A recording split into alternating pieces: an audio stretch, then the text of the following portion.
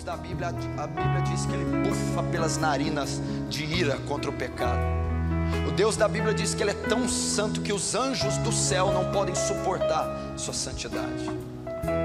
O Deus da Bíblia diz que Ele é tão soberano que não tem uma artéria sua, um vaso, micro vaso seu, que não é monitorado por Ele, que não tem um alce agora, um pinguim no Ártico dando a luz e Ele não está ali controlando. Um Deus que conhece o seu fim antes que você tenha nascido. Um Deus que sabe aonde você vai estar daqui 100 anos, antes da terra ter sido criada. Soberania. Um Deus que tem tanta justiça, que se nós enxergássemos a justiça de Deus, injusto como somos, seríamos dizimados em milésimos. Não a justiça da terra, uma justiça que pune pecado, que condena pecado. Você precisa ter em mente isso. Um dos mandamentos que eu mais tenho medo: não tentarás o Senhor teu Deus. O próprio Jesus temeu: lança-te daqui para baixo, porque está escrito, Salmo 91, Deus dará ordem aos seus anjos para não deixar o teu pé tropeçar. Não, mas também está escrito: não tentarás o Senhor teu Deus. Quantos de vocês tentam a Deus todos os dias? Meu irmão, eu não queria estar na sua pele. Não se engane, de Deus não se escarnece. Tudo que o homem plantar, isso você fará. Cedo ou tarde a conta vai vir. Você vai ter que pagar. Você vai ter que pagar por tentar a Deus. Você vai ter que pagar cada vez que pegou a Bíblia com mãos profanas e sujas, com irreverência. Cada vez que ignorou a Bíblia, cada vez que não fez esforço para entendê-la, compreendê-la, meditar e praticar. Cada vez que dobrou seu joelho e orou com os dedos sujos de sangue, com irreverência, soberba e arrogância, e profanou a cruz de Cristo. Você sabe o que o escritor de Hebreus diz? Se Deus não teve por inocente aquele que quebrou o antigo concerto, quanto mais aquele que profanar o sangue da nova aliança.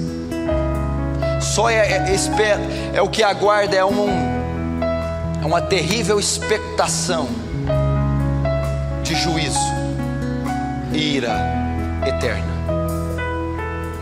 O escritor diz: será punido de morte quem quebrasse a lei de Moisés, quanto mais quem rejeitar o sangue da nova aliança, o Espírito da graça. Eu tenho dó dessa geração evangélica. O julgamento das prostitutas, dos drogados e traficantes, dos chefes de Estado, dos Hitlers, dos Mussolinis, dos Stalin, vai ser a primeira sessão, a mais leve do julgamento. O festival de horrores vai ser quando a igreja for julgada pelos seus crimes cometidos, não contra o Estado, não contra a esposa, não contra o próprio corpo, mas contra a santidade de Deus, contra a majestade, a glória e a justiça de Deus.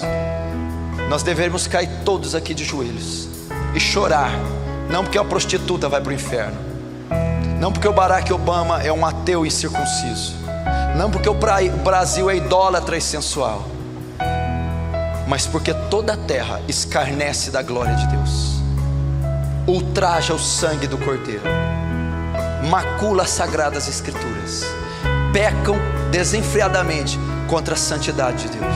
E nós entramos nessas estatísticas. Nós deveríamos chorar. David Brainerd, no seu diário, morreu com 29 anos, um jovem pobre. Sabe qual era o motivo do seu choro? O maior motivo do seu choro? Senhor, os homens não dão glória a Deus, os homens não te dão a glória devida. Você imagina se nem a igreja dá, quanto mais o ímpio. Nós precisamos crescer no conhecimento de Deus, igreja. Não havendo visão, o povo perece. Não havendo visão de Deus, meu povo se perde por falta de conhecimento. Por falta de conhecimento de Deus, dos seus atributos, da sua personalidade, do seu caráter. O que você veio fazer aqui hoje? É a sua balada de sábado? Não tem para onde ir, você veio aqui? O que você veio fazer aqui hoje? Comer comida depois do culto? Passear? Ver os irmãos? Ou quando você estava tomando banho, colocando o sapato, seu coração se encheu de temor, de expectativa, de assombro por se encontrar com um Deus terrível e soberano. Lágrimas desceram quando você imaginou que a presença dele desceria nesse monte e falaria ao coração dos homens, e escreveria as leis nos seus corações, e colocaria o temor dele para que não se apartassem dele. Não mais por sangue, através de sangue de bodes e touros, não mais tendo mediadores e medianeiros humanos, não mais tendo véus e sacerdotes, mas falando a cada um no seu próprio coração. O temor de Deus é o princípio da sabedoria, e os sábios a buscam, e os tolos a rejeitam. O que você veio fazer aqui hoje? Qual é o seu motivo de viver? Por que você entrega a coisas tão pequenas? Daqui a alguns anos você vai estar morto. Você sabe disso. Morto. Morto. E o que Charles Stewart diz? Uma vida só, e logo passará, e somente o que for feito por Cristo permanecerá. Daqui a alguns anos você não vai conseguir ter o carro que você tem, que você quer, não vai conseguir a casa que você quer, não vai conseguir o curso, não vai conseguir a maioria das coisas. Você vai envelhecer e vai morrer, e vai se arrepender para o resto da vida de não ter vivido uma vida para a glória de Deus. Cada segundo da sua vida sendo vivido para a glória dele, cada dinheiro empregado para a propagação do seu reino, cada vez que respeitasse a mãe e o pai, era em obediência à sua glória, à sua palavra. Cada vez que honrasse, amasse a esposa, estava visando obedecer e honrar o sacrifício que por ti foi feito. Cada vez que dobrasse o joelho, cansado, inspirado ou não, o dobrasse para ter comunhão com ele. Não seja um infeliz. Não viva para esse mundo. Não viva para coisas fúteis e perecíveis, passageiras. Uma epidemia, uma doença, um agravozinho ceifa a sua vida.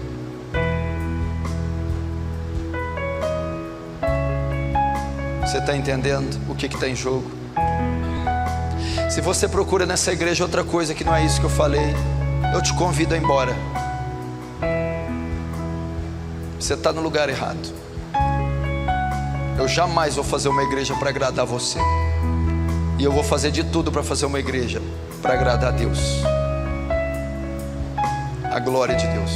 Não importa quanto bico você faz, não importa quanto você blasfeme e murmure, chame a polícia, faça o diabo, eu não vou mudar. Eu não vou mudar. Eu vou trazer a essência da igreja bíblica para essa igreja, da igreja primitiva,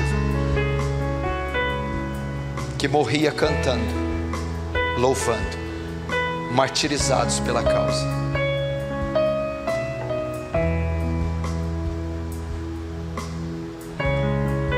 Vamos dar a Ele o louvor devido, vamos dar a Ele a glória devida, vamos tremer diante dEle. A Bíblia diz que os céus contemplam a glória de Deus, o firmamento anuncia as obras das suas mãos. Bíblia diz que brame o mar na sua plenitude. Os montes e os outeiros se derretem na sua presença. Os ímpios e os inimigos derretem como cera ao som do seu nome. A Bíblia diz que os pássaros o louvam, as estrelas o louvam, o universo todo e a criação celebra a sua glória. E por que a igreja não vai dar a ele essa glória? Não é levantando a tua mão e agora e chorando, não. É na sua vida diária. É na hora que você bloqueia seu pensamento para não alimentar a imoralidade. É na hora que você morde nessa língua maldita, mas não responde a mãe nem o pai. É a hora que por mais errada que esteja sua esposa, prevalece o bom senso, o amor, a paciência. É por mais que seu marido não tenha razão, você o submete. Nós temos pouco tempo. Pouco tempo. E nós precisamos correr. Não para ganhar almas, não para termos o nosso ministério,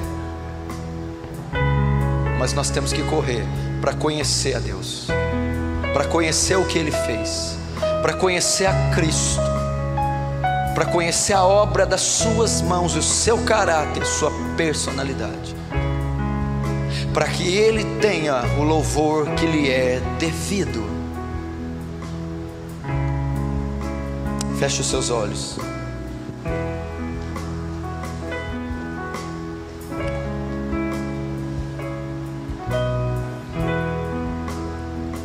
Oh Pai, envia o seu temor nesse lugar, para que os homens te temam, Senhor. Amolece os corações mais duros que estão aqui presentes. Oh Espírito Santo, mobiliza essa geração, mobiliza essa igreja, Deus. Veja os olhos deles, Senhor, como estão secos. Oh Deus, produz lágrimas nesses olhos, lágrimas de temor, lágrimas pela sua santidade, lágrimas porque o mundo escarnece do Senhor, lágrimas porque a igreja escarnece do Senhor, lágrimas porque eles estão profanando o sangue da nova aliança, estão levando Cristo novamente ao vitupério. Oh Deus, perdoai-os, perdoai a mim também, Senhor.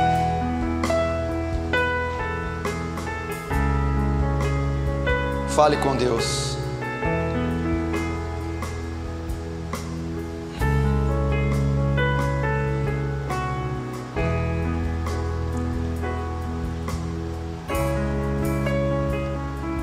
Opera aqui uma obra, Deus. Opera uma obra aqui, Senhor. Eu sei que pouco tempo nos resta, Deus, mas aviva a tua obra. Faz ela conhecida no meio dos anos, Deus. Faz ela conhecida, Deus. Restaura Sião, Deus. Restaura Judá, Jerusalém. Restaura Israel, Deus. Levai-nos para as veredas antigas, Senhor, para que percorramos esse bom caminho. Oh Senhor, tira de nós a soberba, Deus. Tira de nós, estamos como Edom, formando nossos ninhos nos penhascos, nas alturas, mas Tu é aquele que abate, ainda que os ninhos sejam feitos nos céus. Então abate a nossa soberba, o nosso orgulho, a nossa autossuficiência. Abate a nossa capacidade, Senhor, de decidir sozinhos, a nossa independência do Senhor. Nos faz conformar à imagem do Seu Filho.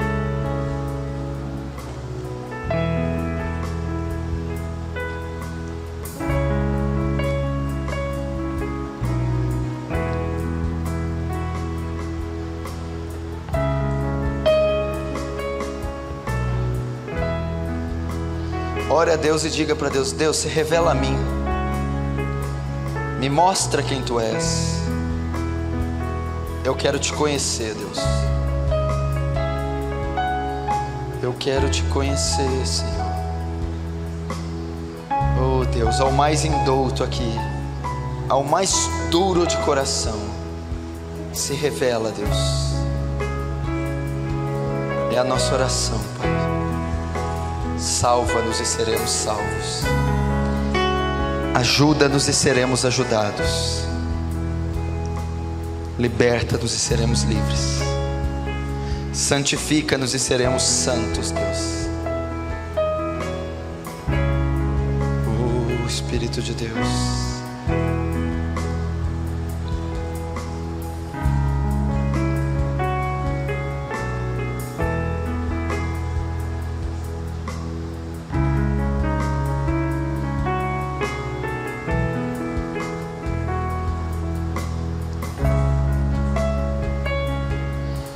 Deus, eu oro aqui, Deus, como Eliseu para Geazi. Abra os olhos do Teu povo, Senhor, como abri os olhos de Geazi. Abra os olhos para que eles contemplem a beleza da Sua formosura, para que contemplem as coisas celestes, para que contemplem a Sua glória,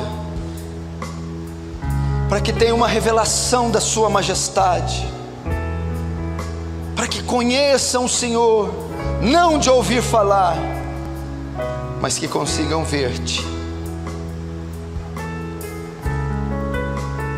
Quebranta nosso coração, Deus. Peça a Deus: eu quero Te ver, Deus. Claro que não é com olhos físicos. Quero Te ver pela fé. Quero Te contemplar. Quero chegar mais perto dessa sarça. Quero caminhar no Sinai, em solo sagrado. Quero ver a sarça que não se consome. Oh Deus, não me nega isso. Não nega isso ao Teu povo, Senhor.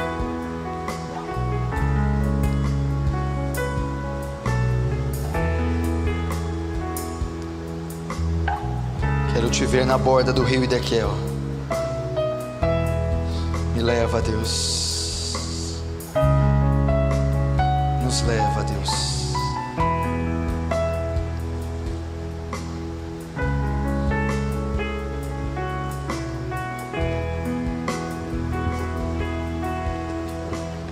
Abra comigo em 1 Crônicas, capítulo 4,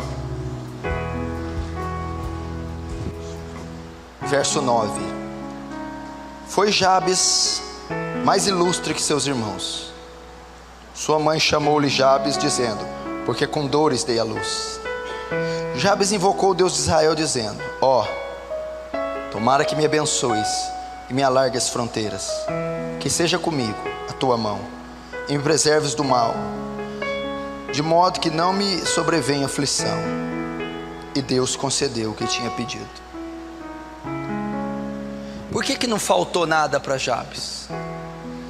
Por que Deus atendeu essa oração?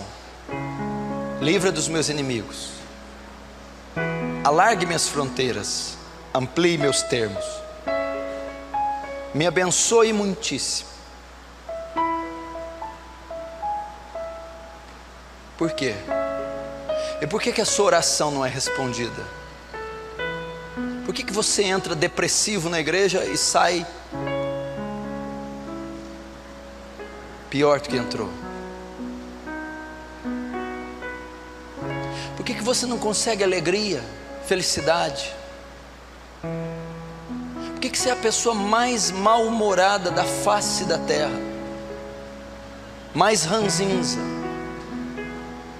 e mais infeliz que alguém pode conhecer? Falta de conhecimento de Deus. Se você anotar aqui, Jabes faz uma distinção do Deus que ele clamou. Jabes invocou o Deus de Israel.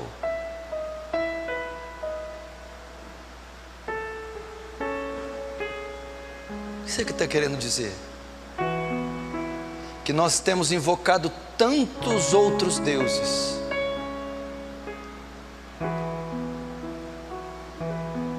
que não são o Deus de Israel. Por que eu tenho que invocar o Deus de Israel? Porque Deuteronômio 6 diz: ouve, ó Israel, o Senhor vosso Deus. Deus de quem? De Israel. É o único, verdadeiro, autêntico Deus. É o Deus de Israel que você tem que conhecer. É o Deus de Israel que você tem que prestar culto. É o Deus de Israel a quem você tem que orar.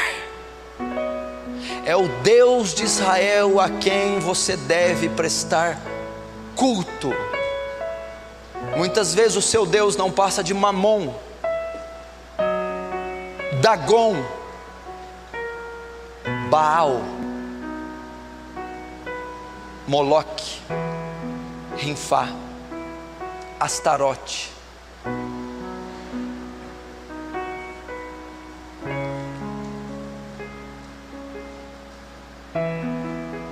Ele invocou o Deus dos seus pais, o Deus de Abraão,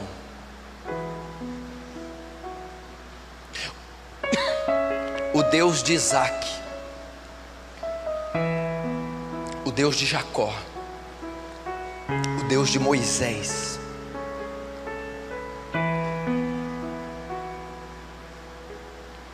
Eu gostaria que essa noite se despertasse em você um profundo desejo de conhecer a Deus, uma profunda paixão, não pelas obras, os ministérios, os milagres, as almas, mas pela pessoa de Deus.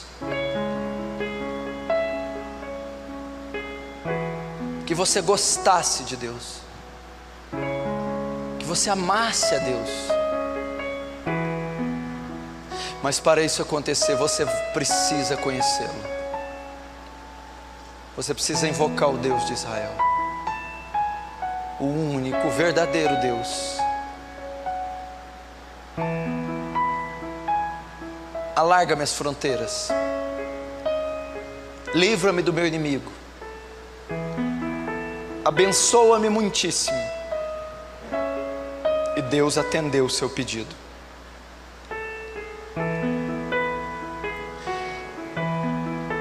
Invoca o Deus de Israel, presta culto ao Deus de Israel, se dobra diante do Deus de Israel, se curva diante dele, vive para o Deus de Israel. Invocou o Deus de Israel dizendo: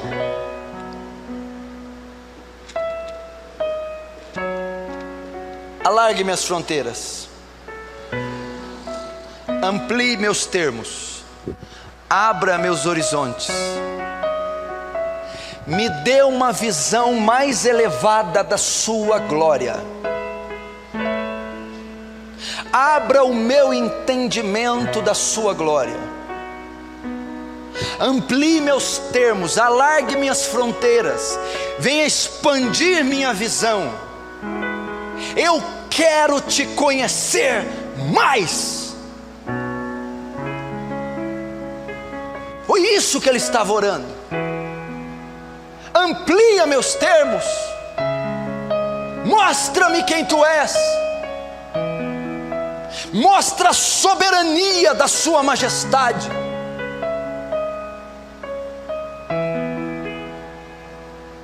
Tem sido essa a sua oração?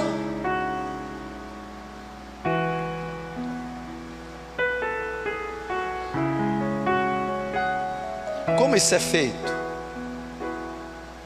Como que Deus mostra a glória dele para alguém? Você não vai ver o Sinai ardendo no novo concerto. Você não vai ver o trono de Deus e o séquito enchendo todo lugar. Talvez. Como que alguém tem uma visão maior da majestade de Deus, como Isaías viu o trono, um alto e sublime trono, Deus assentado nele, o seu manto, as suas vestes cobriam o trono. E vi os querubins com 6 asas, com 2 voavam, com 2 encobriam os pés, com 2 encobriam o rosto, dizendo: Santo, Santo, Santo é o Senhor, toda a terra está cheia da sua glória. Através do Espírito Santo, nós temos uma visão maior da glória de Deus. Como? João capítulo 15 e 16. Convém que eu vá, para que o Consolador venha, porque se eu não for, ele não pode vir. E quando ele vier, não falará de si próprio, mas falará tudo quanto tem ouvido, tudo quanto tem visto. O que o Espírito Santo traz? O que o Espírito Santo ouviu? A glória de Deus, a revelação do caráter de Deus, a ciência de Deus trazida ao homem. Jabes orou: alarga a minha visão de Deus, amplia. Talvez você tenha um conhecimento extenso de Deus, mas sem profundidade.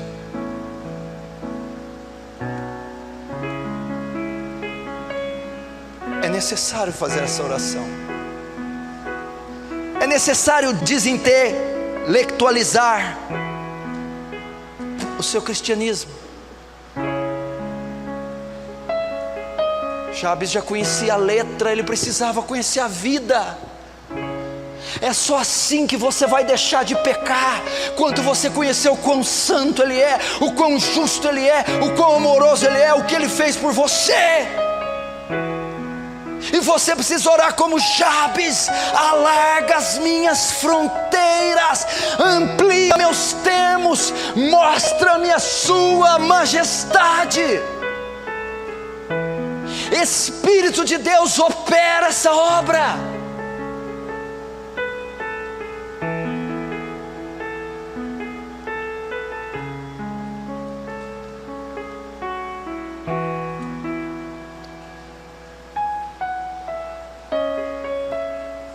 E o texto vai continuar,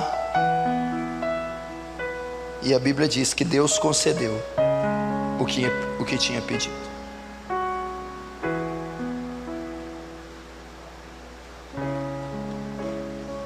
Pastor, mas você há uma incoerência, porque no versículo 9 diz que ele já tinha invocado o Deus de Israel, ele conhecia. Claro, conheçamos e prossigamos em conhecer. O conhecimento de Deus nos leva a querer conhecê-lo mais. Talvez Jabes tinha conhecido a letra, agora ele conheceu a vida.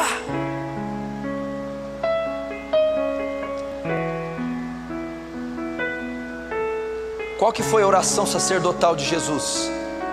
João 17. Que eles conheçam a Ti só como Deus, e a mim, Jesus Cristo, a quem enviaste. Essa era a oração de Jesus, para que conhecessem a Deus e a Jesus.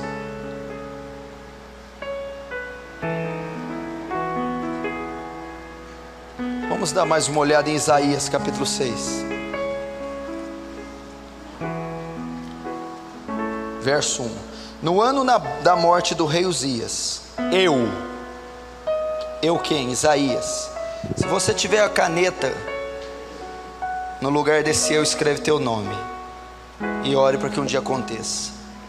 No ano da morte do rei Uzias, eu vi o Senhor assentado sobre um alto e sublime trono, e as abas de suas vestes enchiam o templo. Serafins estavam por cima dele, cada um tinha 6 asas, com 2 cobriu o rosto, com 2 cobriu os pés, e com 2 voavam, e clamavam uns para os outros, dizendo: Santo, Santo, Santo é o Senhor dos exércitos. Isso aqui é chamado de trisságio, adoração para toda a trindade. Toda a terra está cheia da sua glória. Verso 4: as bases do limiar se moveram à voz do que clamava, e a casa se encheu da fumaça. Então disse eu, Isaías: ai de mim, eu estou perdido, porque sou um homem de lábios impuros, e habito no meio de um povo de impuros lábios. Os meus olhos viram o Rei, o Senhor dos Exércitos. Então dos serafins voou para mim, trazendo na mão uma brasa viva, que tirava do altar com uma tenaz. E com a brasa tocou minha boca e disse: eis que ela tocou os teus lábios. A tua iniquidade foi tirada, e o teu pecado foi expiado ou perdoado. Vocês viram? Vocês leram o texto? Vocês entenderam? Aqui está contido o evangelho nesse texto.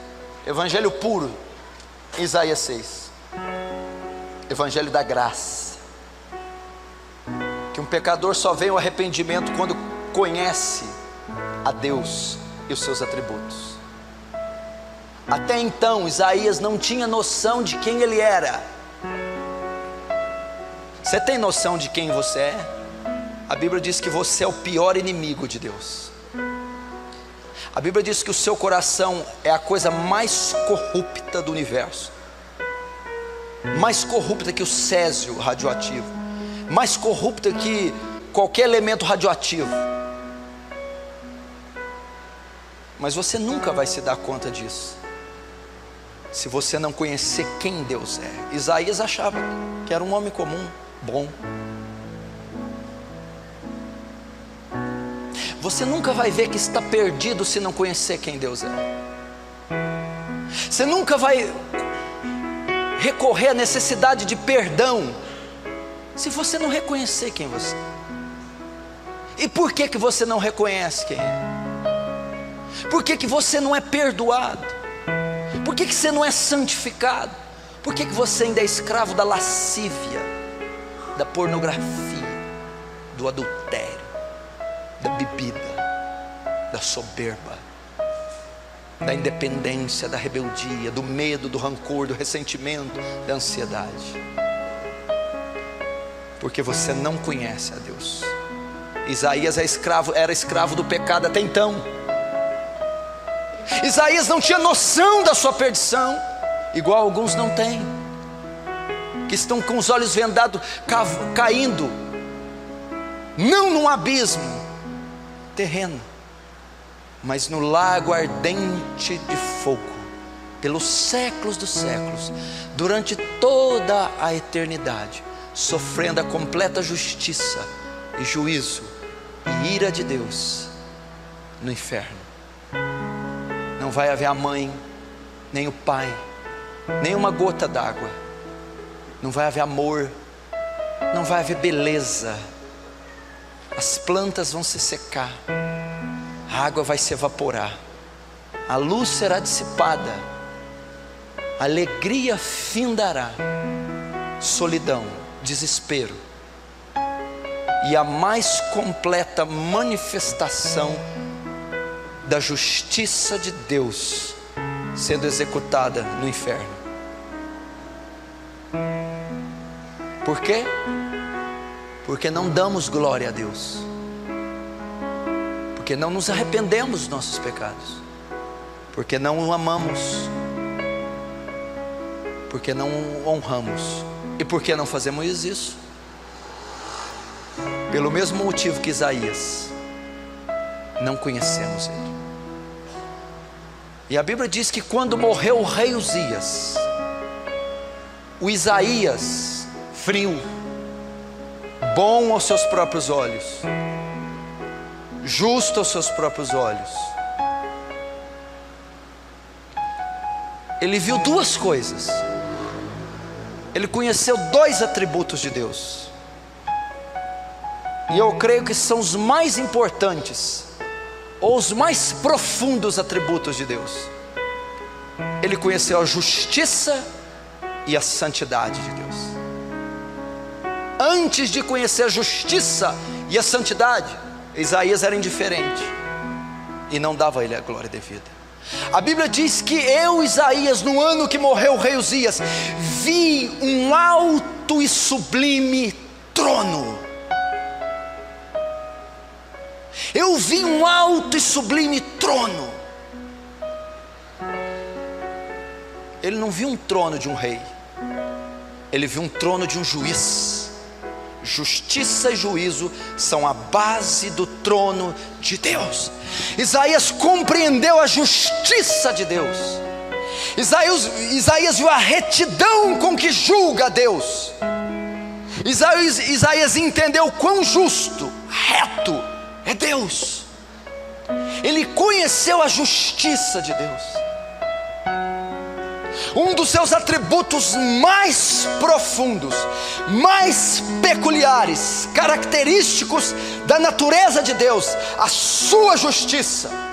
Ser justo significa ser totalmente sem pecado, ser absolutamente reto, absolutamente verdadeiro. Justiça. Segundo, Isaías conheceu a santidade de Deus. Quando viu toda aquela fumaça e os anjos gritando: Santo, Santo, Santo. A tríplice adoração. Santo é o Pai, Santo é o Filho, Santo é o Espírito Santo. Foi quando Isaías foi acometido de terror e ele viu a santidade de Deus. O que significa ser santo? Ser santo para você é uma coisa, você ser santo é uma coisa. Agora, Deus ser santo é uma coisa muito mais elevada e talvez incompreensível para você. Ser santo significa que Deus é único. Há uma palavra hebraica para santo, que significa cortado e depois dividido, separado, exclusivo, absoluto, uno, inigualável, insofismável, insubstituível, inatingível, inconcebível.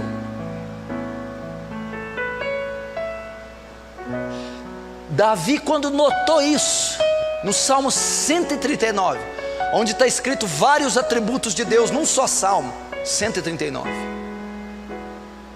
ele vai começar a perscrutar a profundeza de Deus e vai dizer assim: teus olhos me viram no ventre da minha mãe, quando ainda eu estava de maneira informe, quando eu era um feto, um embrião.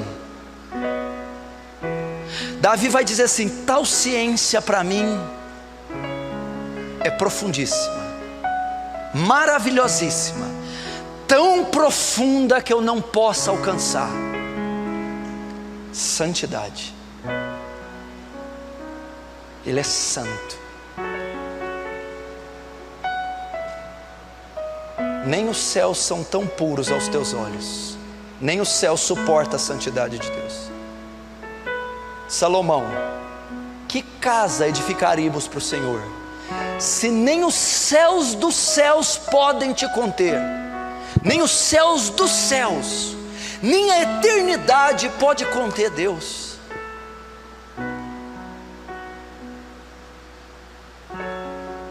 Abacuque capítulo 1, verso 13.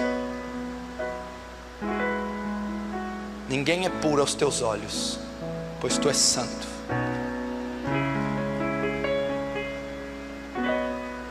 Quando Isaías conheceu a justiça de Deus, um dos atributos, e a santidade de Deus, ele pronunciou uma maldição contra si próprio. Ele não pôde conter, as vísceras dele estavam levadas para isso. O seu corpo, a criação gemia, não tinha como conter. Ele próprio disse: ai de mim que vou perecendo. Ele disse: eu estou perdido, condenado, executado. Por que, Isaías?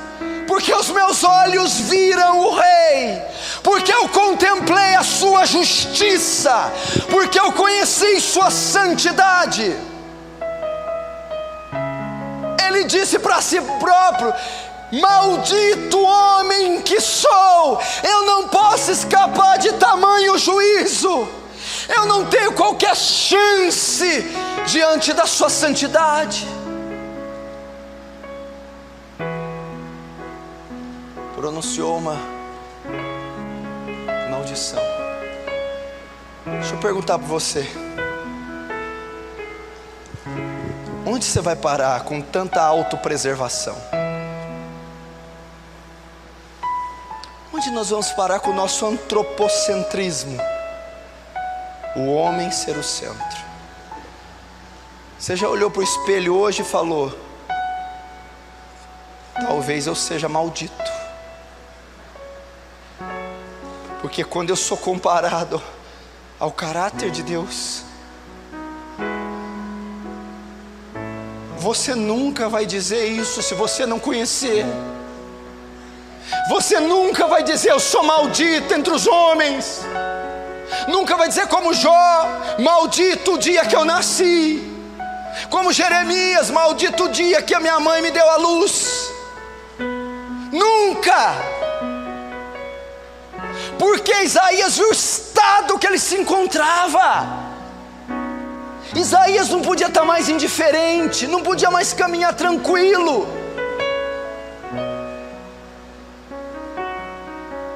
Depois de ele pronunciar uma maldição contra si mesmo, e alguns aqui podem estar debaixo de maldição. Segunda coisa que ocorreu: ele teve convicção do pecado. Isso que você está buscando há 10 anos e não consegue achar. Ai de mim que estou perecendo. A maldição contra si. Segundo: eu sou um homem de lábios impuros. Eu sou um maconheiro. Eu sou um bêbado. Eu sou um imoral. Eu sou um iníquo. Eu sou um perverso. Um sujo. Avarento, soberbo. Eu achava que eu poderia conduzir o meu pecado daquele jeito. Eu achava que não era tão mal. Eu era justo aos meus próprios olhos. Eu tinha um bom padrão de moralidade. Eu tinha obras no meu currículo. Mas quando eu contemplei sua santidade, eu vi quão pecador eu sou. Ele teve convicção do pecado. Ai de mim que sou um homem. Era o profeta Isaías, filho de Amós, que está dizendo isso. Eu sou um homem de lábios impuros. Não é que eu não sou tão mal assim. Eu não sei ser outra coisa além de mal. Eu não posso fazer coisas boas sendo ensinado a fazer más. Assim como não pode mudar as manchas do leopardo, nem desnaturar o plutônio, nem fazer um leão ser herbívoro, assim também eu não posso evitar mudar a corrupção do meu coração.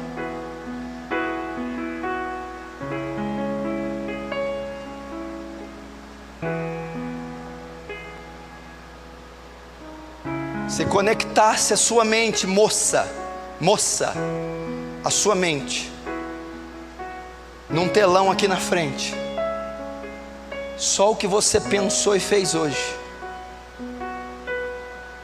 seria uma das coisas mais vergonhosas da sua vida, mais sujas e dignas de condenação. Só hoje.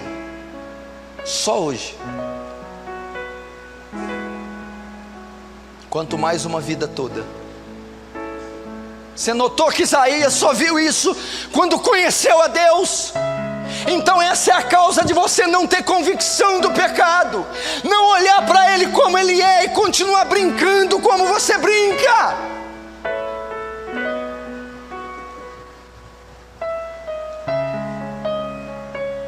Tem adolescentes aqui, até crianças aqui, que são perversas, que se tivesse o meu tamanho, o meu corpo, matavam pessoas.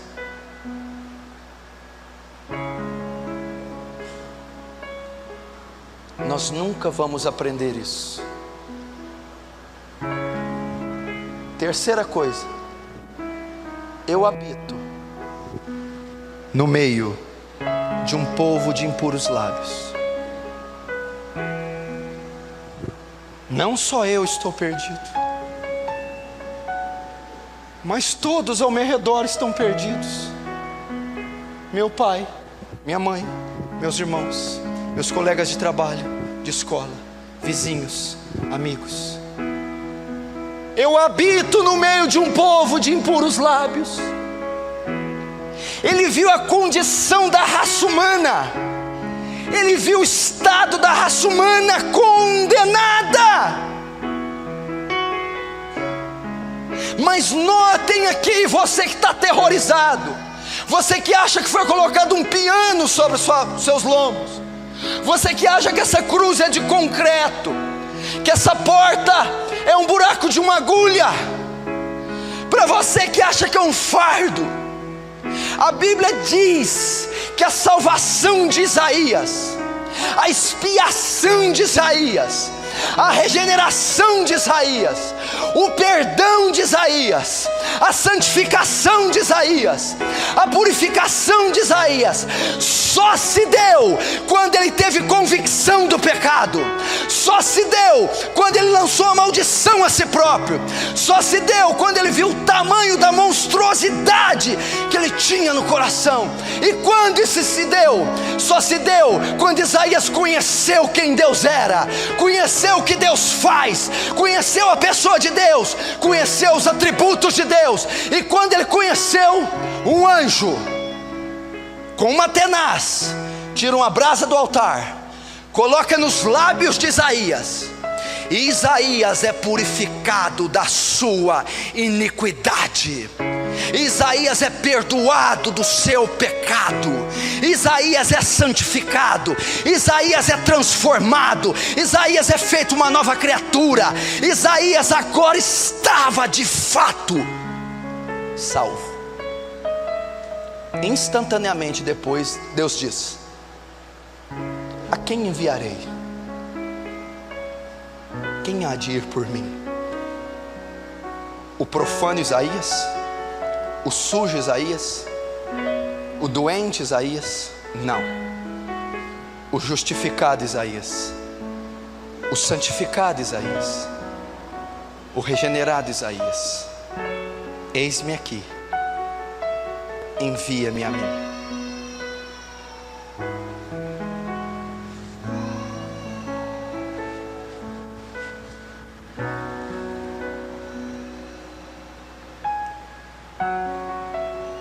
Isso precisa acontecer conosco.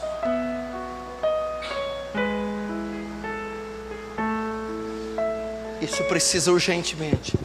Comece pelo estudo. Leia toda a Bíblia de Gênesis a Apocalipse, notando quem Deus é e o que Deus faz. Lê todo o Novo Testamento, vendo quem Deus é e o que Deus faz através de Jesus Cristo. Você nunca mais será o mesmo. Busque uma experiência real, viva com Deus. Não seja Deus o objeto de exumação do seu estudo. Não abra Deus e pesquise os órgãos de Deus. Tenha um relacionamento vivo com Deus. Caminhe com Ele como Enoque caminhou. Seja amigo dele, faça uma aliança, um pacto como Abraão. Fale face a face como Moisés.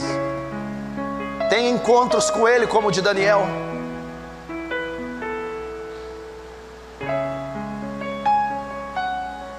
Fale com Ele como Josué, como Gideão,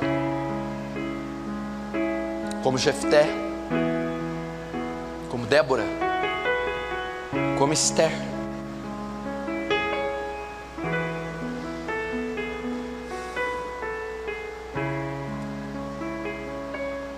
E você vai ter as duas coisas: ser livre dos inimigos, ser abençoado muitíssimo, e ser perdoado dos pecados, e ser santificado. justificado. E a terceira coisa, o ministério. Pode ir aos perdidos, pode pregar agora. Aqueles a quem você agora ama, se preocupa.